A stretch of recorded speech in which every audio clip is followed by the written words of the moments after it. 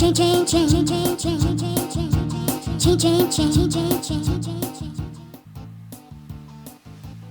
I'm Tony Hines, and you're listening to the Chain Reaction Podcast, all about supply chain advantage.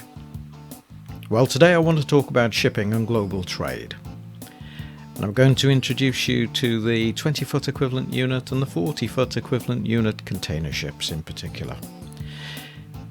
They're the same ships, of course.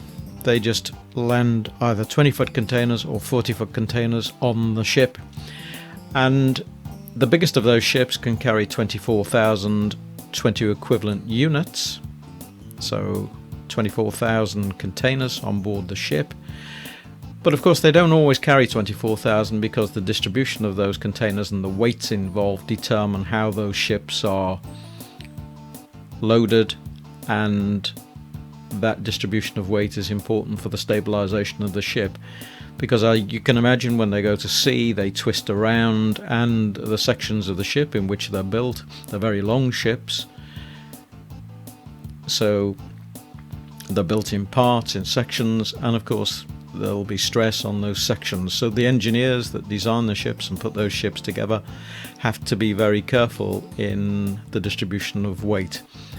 And of course that's all done electronically in a sense, because people work out how much weight is in each part of the vessel. So it's done through a data management system when they load the ship. And the biggest container ships, of course, have some difficulty in some ports, because the ports were built before these very large container ships were actually built. So they have to sometimes change the facilities and the facilities handling equipment at ports to accommodate these very large vessels. But it's very economical to ship 24,000 containers from, say, China to Europe, particularly to, say, a port like Felixstowe in the United Kingdom, in about 6 weeks, carrying all that cargo. Of course, not all the cargo gets discharged in one go at a particular port. It will drop its cargo at maybe several ports en route before returning to pick up the next load. And so those ships are in constant operation. The life expectancy of a ship is about 20 to 25 years. And all the time the shipping industry is under pressure to reduce carbon and become more emission friendly. And those targets are set by the International Maritime Standards Organization, which enforce those targets on shipping companies. With container shipping due to expand significantly in the run-up to 2050, in fact, I've seen figures where they talk about tripling the number of container ships in operation, which is hard to imagine really when you think about the global trade today. Around 90% of global trade is carried by container ships, and that's worth about 13 or 14 trillion dollars. And it's a tonnage of about 11, just have to check that figure, 11 billion tons, I think, thereabouts. So it's a huge amount of cargo. So the E class ships that they refer to are energy efficient. They provide economies of scale. Obviously, you're carrying all those 24,000 containers at one hit. It would take a significant number of trucks. I think it would take, obviously, well, if it's actually carrying, say, 20,000 containers on a ship, it would take 20,000 trucks to move the same cargo. A lot of HGV drivers, of course. So effectively 5 container runs with 20,000 units on board is the equivalent of 100,000 HGV drivers that you've saved. Oh, there's a figure. 100,000 HGV drivers just happens to be the shortage in the United Kingdom. Unfortunately, we can't move everything around by ship because It involves multimodal transport, usually when you move goods to a ship and then off the ship through distribution centres to the final destination. So it will involve trucks at some stage. So each of those containers, just think about it, needs those trucks. And this is why there is a shortage, of course, of truck drivers to carry the increasing demand for these goods. It's not just that, of course. We've talked about other issues in the United Kingdom. It's to do with Brexit, of course, with a lot of HGV drivers returning back to Europe. But there are shortages in Europe too, and there are shortages in the United States. So there are many areas where there's a shortage of talent. Some people say that comes down to money, but we won't go into that right now here, because that's in another part of the podcast, and you can listen to all the podcasts about these topics in the Chain Reaction site. So you can go to your favourite platform and pull down the podcast and listen to it at will. I like to listen to podcasts when I'm driving somewhere or stationary at home. So you can listen to them in your favourite spots and you don't have to watch a screen. So if we go back to shipping, then of course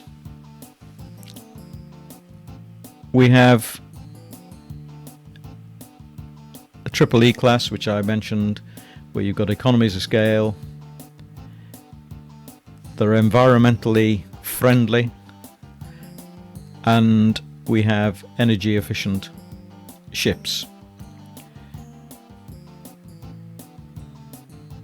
If you think about alternatives for the future, the effect of carbon pricing to reduce climate change effects, where we're pressurizing different forms of transport to use different types of fuel, maybe switch back to sail in some cases, or a hybrid of sail and the engine so as to save carbon output, or to drive ships using fuel from wind sources, other wind sources, wind propulsion, or maybe through a combination of those different sources of energy to reduce the carbon, or maybe to switch to hydrogen, or for short run coastal shipping it might be possible to ship by battery.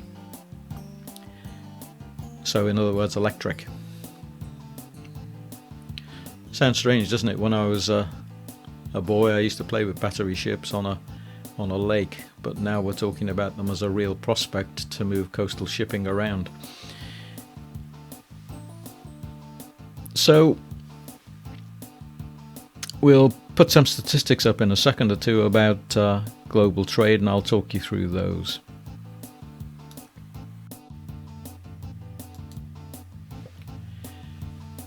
Now, if we look at the top left-hand corner, you can see that the market size and beneficial ownership, North America is just 6.3%, Europe 40.7%, Asia 50.3%. That disguises a lot of things in that particular breakdown, because there might be North American ownership spread through other companies. It's difficult to find out where the beneficial ownership lies. It's quite tricky. Developed economies in 2019, the trade balance was positive to 155 billion tons. So the goods are moving to the developed economies from the less developed economies. That's clearly the message. 62% of sea trade is unloaded at Asian ports, so there's still an awful lot of sea trade in Asia. Imports by sea to those developed economies, 65%. The startling statistic is, of course, that 97% of the world's shipping containers are built in China. I mean, 97%. That means there's only 3% built elsewhere. That's Talk about cornering the market. 93% of ships are built in China, South Korea and Japan, which tells you where the markets for shipping are centered. And the diagram there showing Liberia, Panama, Marshall Islands, Malta as widely used flags of convenience to get round regulations, essentially to avoid taxes.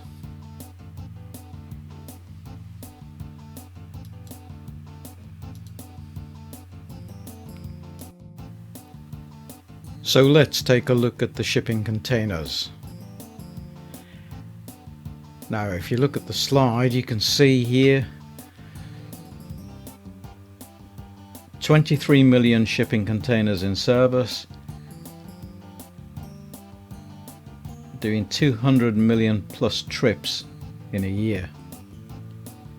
14 million are not in service, and 6 million new containers are introduced each year. So in use capacity is 23 million, which represents 38.5 deadweight tons. That's how they measure them. And not in use, 23.3 deadweight tons. So quite significant.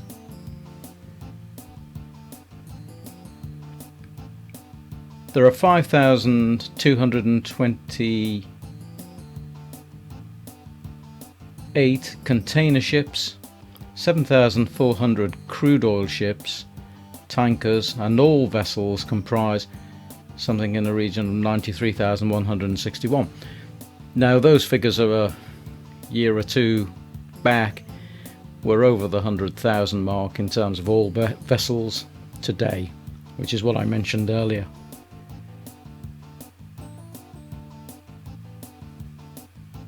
And so you can see the global container port traffic comprises 811 million TEUs. So there's quite some figures there. And if you look at the cost of containers, right now they're about 5 times more, 5 or even 6 times in some cases more than they were this time last year. So they're significantly higher to rent.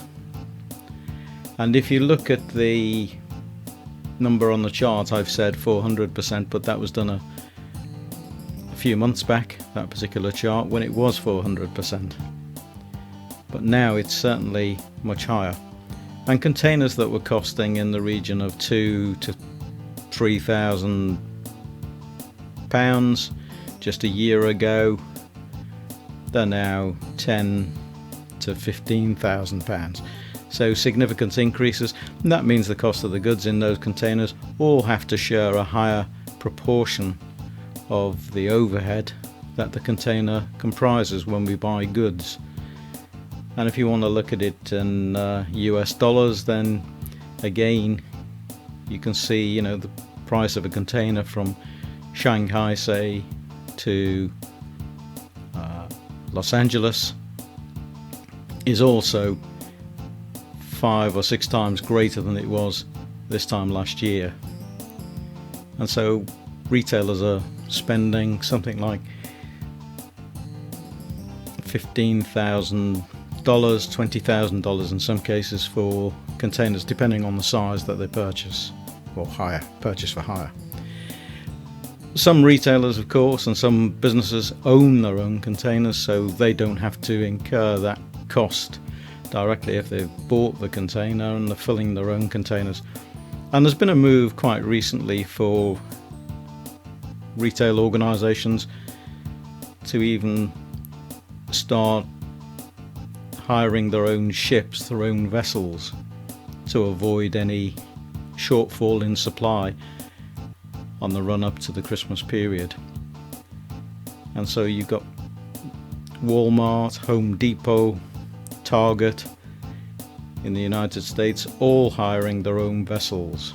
And there's a full episode on covering that in the podcast you can listen to. And in the United Kingdom, John Lewis Partnership has also hired a ship to bring in goods from China for the Christmas period. I'm Tony Hines. You've been listening to the Chain Reaction Podcast, all about supply chain advantage. I'm signing off. I'll see you next time. Bye for now. Chain, chain, chain, chain, chain, chain, chain, chain, chain, chain, chain, chain, chain, chain, chain.